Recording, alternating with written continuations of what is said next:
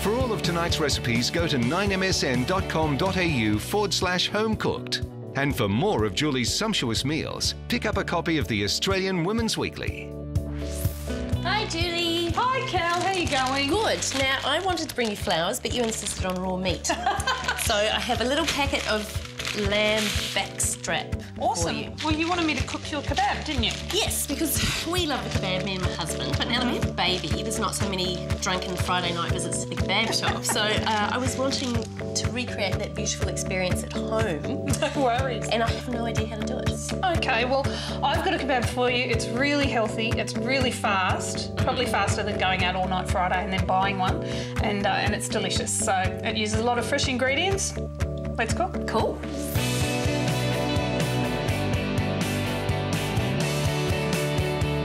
I'm going to get you onto a nice tzatziki, which is a beautiful minty yogurt sauce. It's got plenty of mint. It's got some grated seeded Lebanese cucumber, a bit of lemon juice, and a clove of garlic. So start with some mint. Right. And I need about half a cup of chopped up mint. And I'm just going to combine some cumin, a bit of nutmeg, and some paprika, a bit of pepper, a little bit of salt. I'm going to smush all that together and then just roll the meat in that, and that gives that a beautiful, beautiful flavour.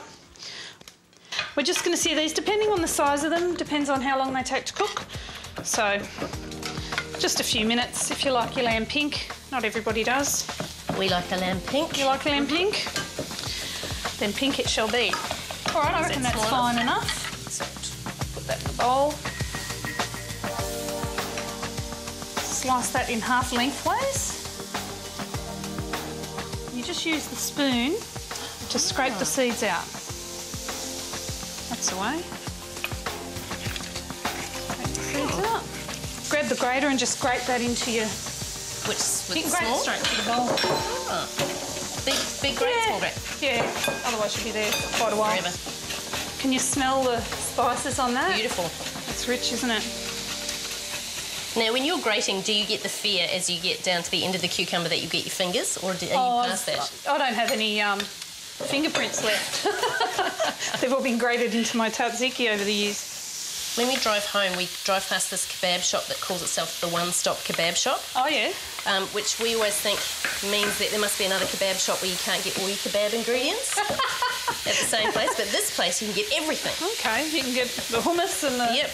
Oh, I'm sorry, let's go down the road for your lettuce. We don't do that here. OK, now you might mix that up with the yoghurt. How much yogurt? Just put the whole lot in. Oh, yeah, convenient. like a lot of that. Yourself, so you can... I'm going to squeeze a bit of lemon in there. Half a lemon? Yep, just give it a squeeze. Okay. Yep, heaps. Stir it up. Right. How are we going? It looks fantastic. I'm just going to rest the lamb under foil. It'll continue to cook a little bit. That's going to be nice and pink, that lamb. Beautiful.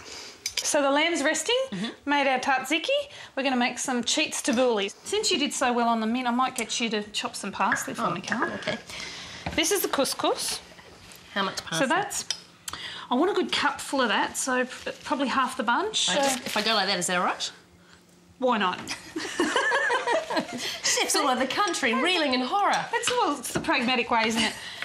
I call this cheats tabbouleh because it just uses instant couscous, which means you get it out of the packet, you add boiling water, you fluff it up with a fork. So it's just really straightforward to prepare. So I'm going to de-seed the tomato, finely dice half a red onion. We're going to oil it up a bit so it doesn't all go cloudy and stick together. Good squeeze of lemon, good mix. You want to have a taste of that? Yes. See if it needs anything else. It's really good. All right, so tzatziki, cheats tabbouleh. I'm going to carve the lamb and I'm going to get you to start building these kebabs. Excellent. Grab a bread. Okay, any particular order? Yeah, look, I like to put a big dollop of, go the tabbouleh, yeah, really no particular order actually. And I'm just going to slice the lamb up fairly thin. Just layer it along. Have I been mean with my tabbouleh? Do I need to put more tabbouleh in there? I think the tabbouleh's all right, but I think you might want another big dollop of, like tzatziki because that's the real saucy bit. So fold at the bottom and then that's it.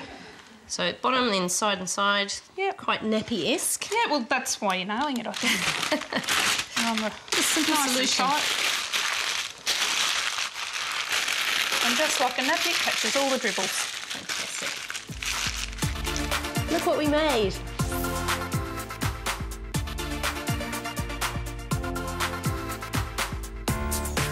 After the break, can Julie create a pizza that's quicker and tastier than home delivery?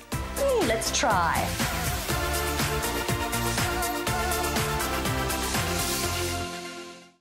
Julie, what is for lunch? I thought chicken. We had hoisin honey chicken wings last night. Tom's friends are coming over for my quick nachos tonight. Got it. I'll do my chicken skewers with my Australian style barbecue marinade. Brilliant. Delicious, Julie. Thank you, Margaret. See all my recipes, hints and tips online at fountainsauces.com.au. Home Cooked with Julie Goodwin, brought to you by Glad, Spring Lamb, and Fountain Sauces. This Friday night, we're celebrating spring and footy finals with a special Home Cooked. It's a battle of the footy codes as the AFL and NRL fight it out in a barbecue cook-off. Julie Goodwin shows us how to create a sumptuous lamb feast. Then 2 players from each footy code will try to recreate it in just 30 minutes. I'm getting a little bit tense. If you think this is a tough challenge, wait till you see who the judges are. That's Friday night on a special Home Cooked. Welcome back to Home Cooked. Tonight we're making homemade takeaway and I've been issued a challenge by Cal to make a pizza in the time that she can get one home delivered. Can you do it? I reckon so. All right. Off you go. Have some flour. I'm going to crack on. The secret behind this pizza recipe is that there's no yeast in the base. It's just a flatbread, so you don't have to spend a lot of time waiting for it to rise and prove. I'm also going to get the help of a mixer to make the dough. So we've got 2 cups of flour, about 2/3 of a cup of water, about a tablespoon of olive oil, and a pinch of salt. I'm going to get that going. 20 minutes. Pizza's going to be here in 20 minutes. They've never been that fast before.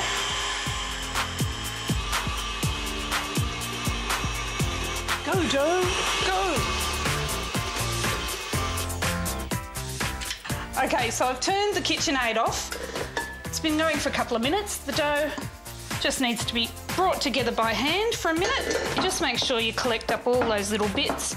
At this stage, if it feels a bit too wet, add a bit more flour to it and just work it in.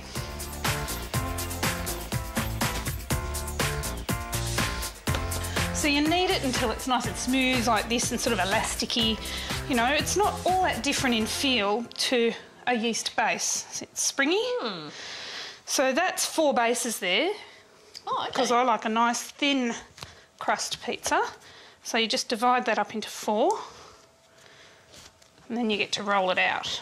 So plenty of flour on the board, plenty of flour on your rolling pin. So you start with a vaguely round shape. It's a little bit stubborn. See how it springs back?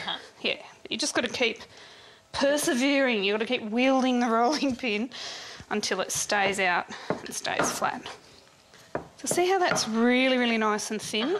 That's how I like my pizza, because what happens then is it stays crispy. It's really crispy.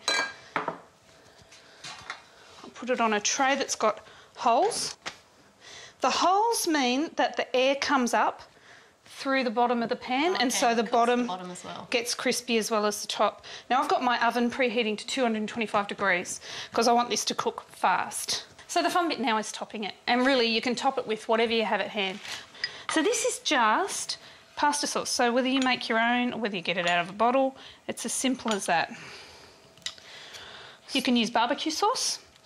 Another thing that's really nice on a thin pizza base like this is if you use pesto, like a basil pesto, and then you can put antipasta stuff on top. For this pizza, Cal and I are using pepperoni, hot chilli sauce, red onion, and some grated mozzarella cheese. Okay, now that, I reckon, is ready to go into the oven. All right, you do that bit. 12 to 15 minutes. How am I going for time? Well, you're going to be... If they're here in 20 minutes, you are like, you've got -3 minutes. No, you're not telling the truth. That didn't just take me 7 minutes. Pulling my leg, Cal. What are you, some kind of comedian? I hope so. That looks fantastic. Want a bit? Yes, please. Just while I'm waiting for mine. While you're waiting for yours. It's not coming, I'm telling you. Cool. It looks great. It's gonna be hot. Good. Pretty good slicing. Actually, can you get that? Because I don't have any money.